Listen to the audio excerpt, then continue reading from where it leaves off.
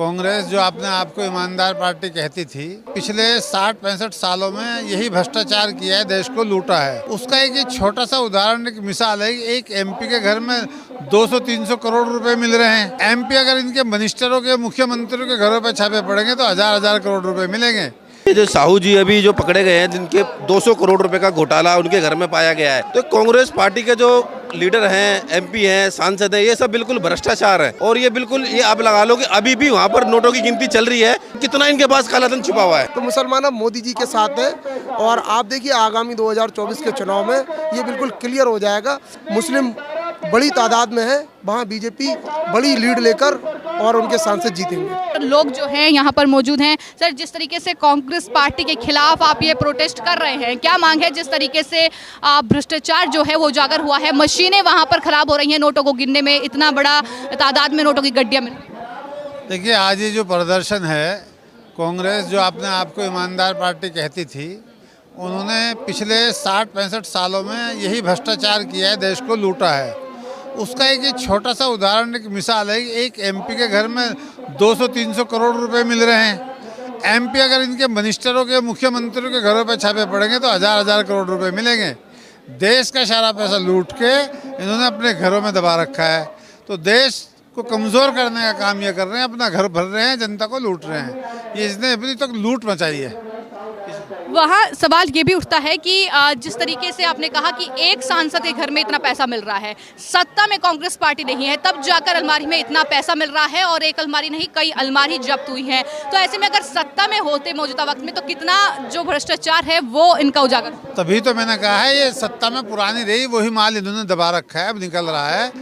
और इनके जब, मैं कह रहा हूँ, बड़े नेताओं के पास जाएंगे तो बड़ा माल निकलेगा। ये तो छोटे नेता हैं, एमपी हैं, इनके मुख्यमंत्री जो कैबिनेट मिनिस्टर रहे, उनके यहाँ छापे लगे तो पता चलेगा कितना माल इनके यहाँ दबा पड़ा है। सवाल ये भी उठता है कि इस पैसे का इस्तेमाल आखिर कहाँ पर होना था जो ये जब्ती हुई है, क्योंकि खुद को धीरज साहू ने कर्जे में दिखाया है चुनावी हलफनामे में। देखिए, ये सब फर्जी हलफनामे बना के देश को लूटा है इन्होंने। इस पैसे को ये जो भ्रष्टाचार है अपनी नस्लों के लिए इकट्ठा कर रहे हैं। ये नहीं पता मर जाना है गरीबों को देना चाहिए।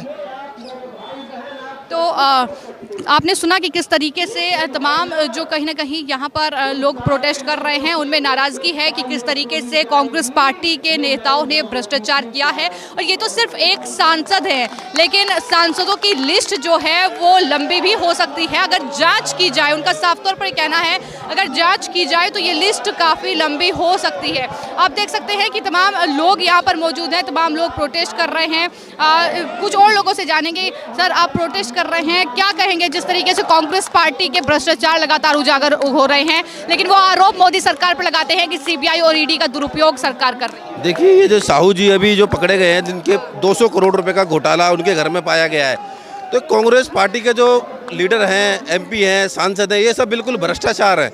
और ये बिल्कुल, ये आप लगा लो कि अभी भी वहाँ पर नोटों की गिनती चल रही है, पूरी नहीं हो पाई। पता नहीं कितना इनके पास कालाधन छुपा हुआ है, ये आप देख लीजिएगा।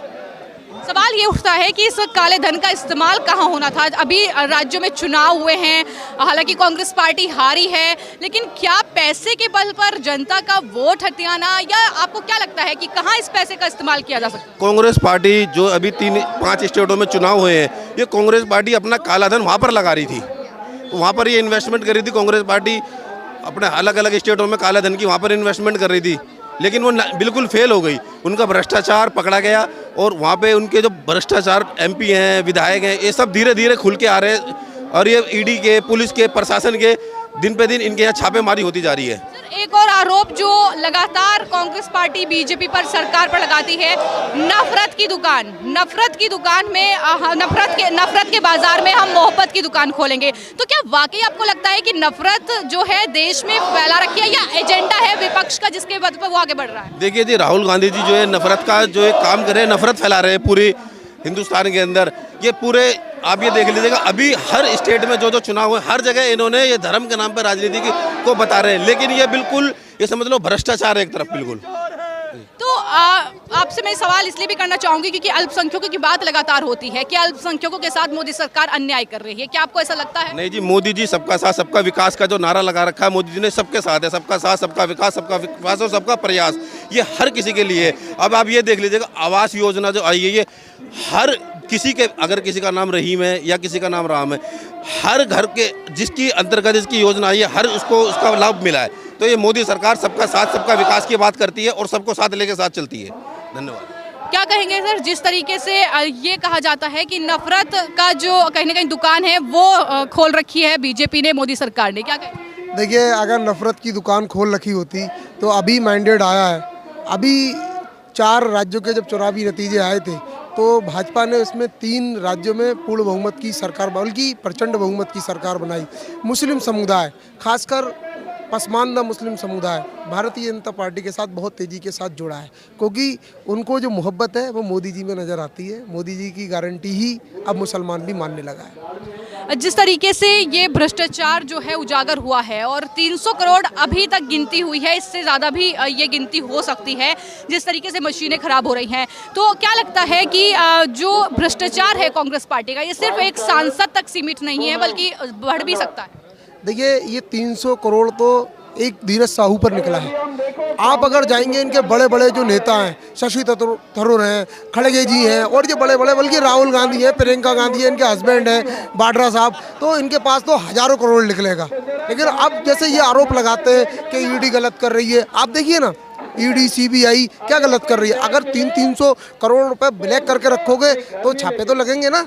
अब उसको ही बुरा मानते हैं भाई, उसमें ही ये बोलते हैं कि भाई हमारे को जो है दबाया जा रहा है, मोदी सरकार जो है अत्याचार कर रही है। कहाँ कर रही है अत्याचार? अगर अत्याचार करती होती तो पूर्ण बहुमत, बल्कि प्रचंड बहुमत की सरकार कैसे बनती भारतीय जनता पार्टी की? क्योंकि पहले क्या था ना, मुसलमानों को भी डराया जाता था कि तुम्हारे लिए ये कर देंगे, वो कर देंगे। आज जब देखिए, मोदी जी कहते हैं सरकार बनती बहुमत से है, चलती सर्वमत से है। आज जब उत्तर प्रदेश में 2022 में एक मुसलमान ने समाजवादी पार्टी को वोट दिया, बीजेपी को वोट नहीं दिया, लेकिन जब सरकार बनी तो दानिश अंसारी को मंत्री बनाकर विश्वास अर्जित करने का काम किया मुसलमानों का। तो ये मोदी की गारंटी है।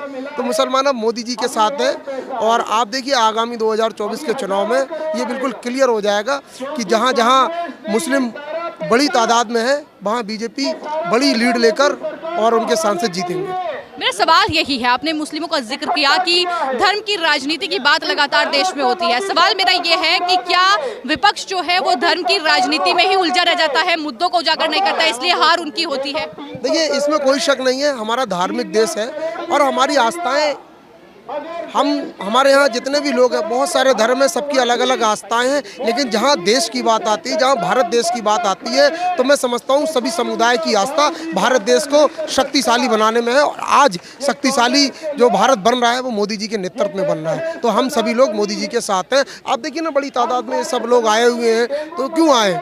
क्योंकि ये भी मोहब्बत करने लगे हैं। इनको पता है कि मोहब्बत की दुकान कांग्रेस में नहीं है, मोहब्बत की दुकान भारतीय जनता पार्टी में है और मुसलमान मोदी जी के साथ है।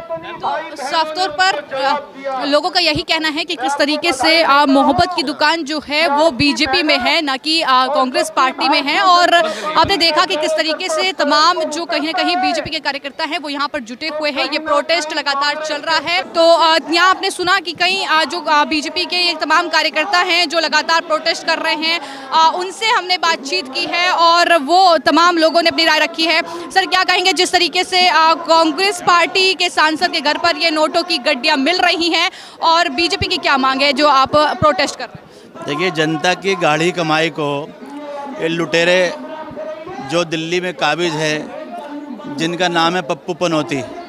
पप्पू पनौती ने एक संस्था बनाई है जिसमें लूट मार करने का आयोजन अब किया जा रहा है। पप्पू पनौती के कांग्रेस के लोग 100 करोड़ नहीं, 200, 250 करोड़ रुपया जब्त किया जाता है।